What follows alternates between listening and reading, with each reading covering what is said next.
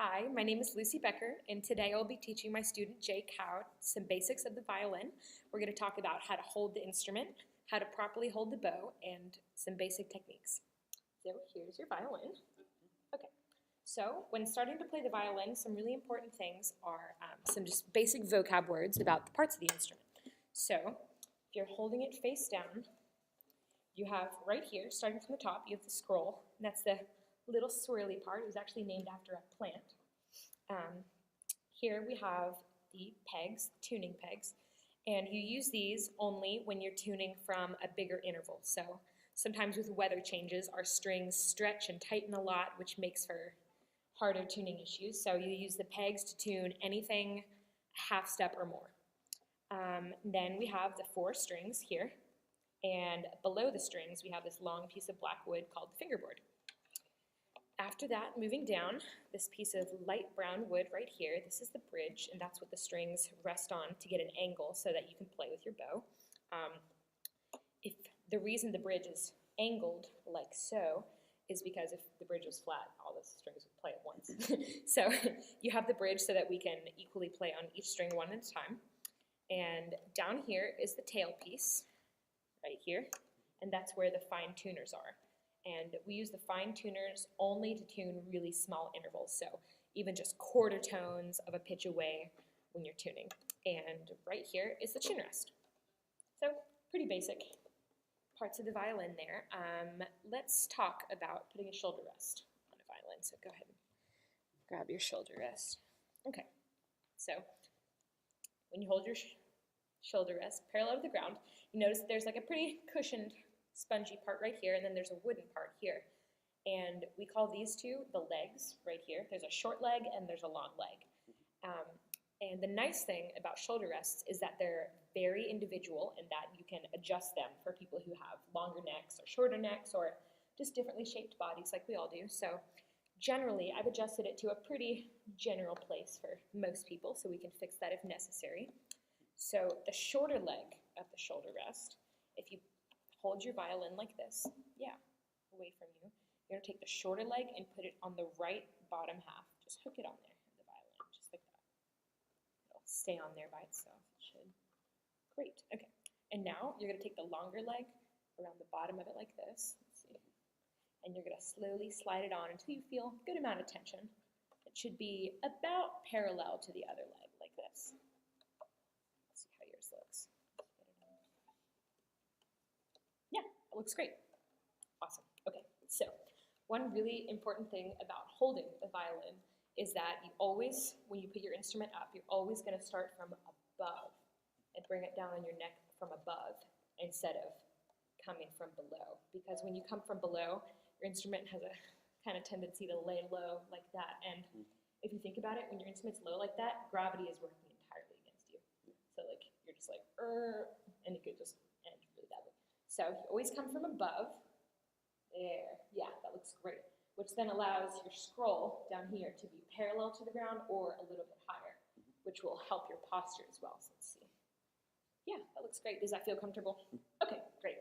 So your left hand when holding the violin, yes, you're right. You're going to put your neck in between your thumb and your first finger. Is it okay if I touch your hand? Okay. Put my instrument down here for a second.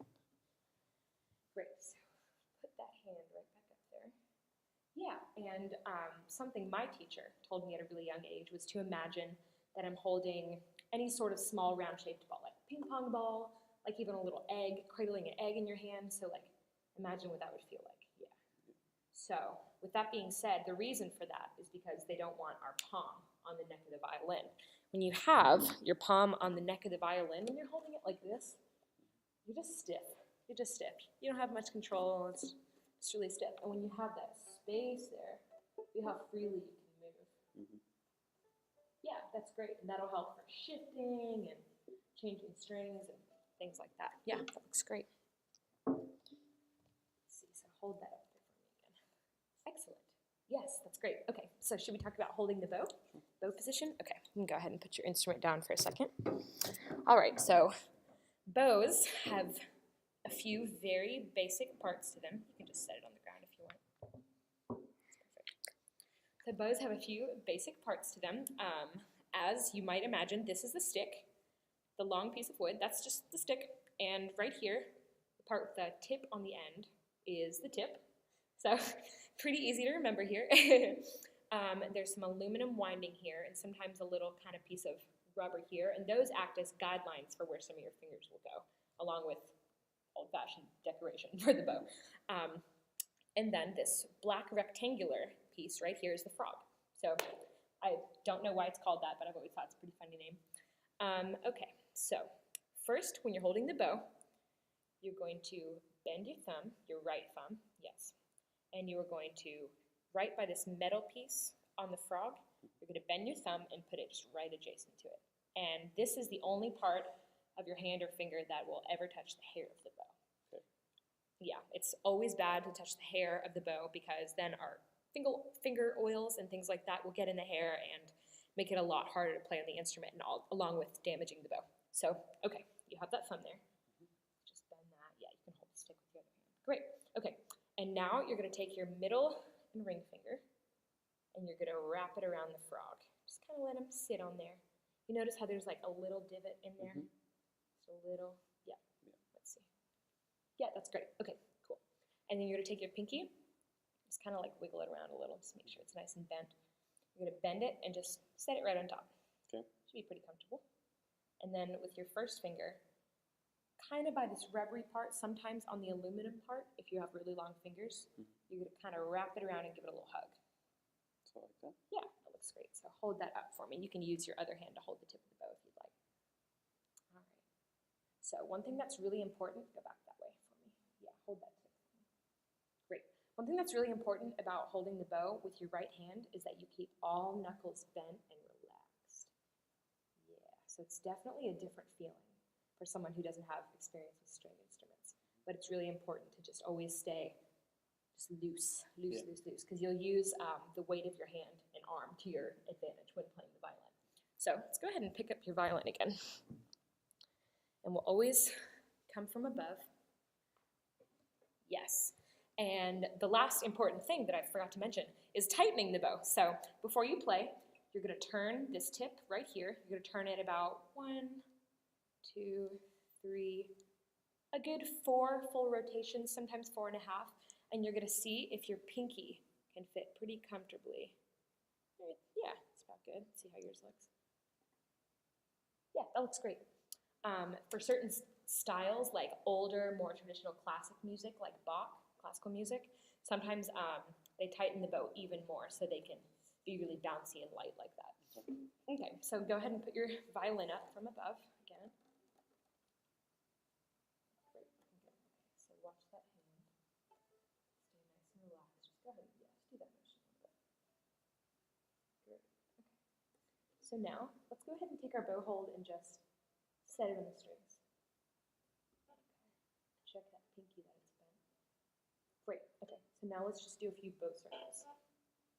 Place. And every time we place it on the strings, I want you to stop and check your bow hold. Okay. Now circle again. Place. Again. Good. Okay. Great. So now the last thing I want to do is I just want to try making a nice clear sound on any string you want. So I'm going to go ahead and put my instrument down for a second. You hold on to yours. Okay. So do that bow circle for me. Put your bow nice in the middle of the fingerboard of the bridge, which you already did from the beginning, which is great. So one more logistical thing that's really important about playing the violin is that your bow stays directly parallel to the end of the fingerboard and the bridge. So let me just give you a little example. So a good straight bow would look, let's put that here. All right, can you see all right? It looks something like that and not like, you see the difference? Yeah. So you want to make sure that when you first start to play, it's totally cool to just watch the bow to make sure you're keeping that straight angle. Okay. So let's give that a try. Go ahead and bring your violin up and set your bow.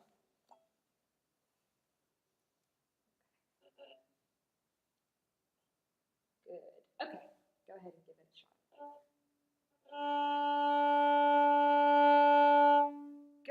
so try it one more time for me. Try and get a nice full sound. Yes, good. So I think that's probably a pretty good first lesson. Kind of gives you some basics on how to use a violin. So we're going to go ahead and call it there today. Thank you very much.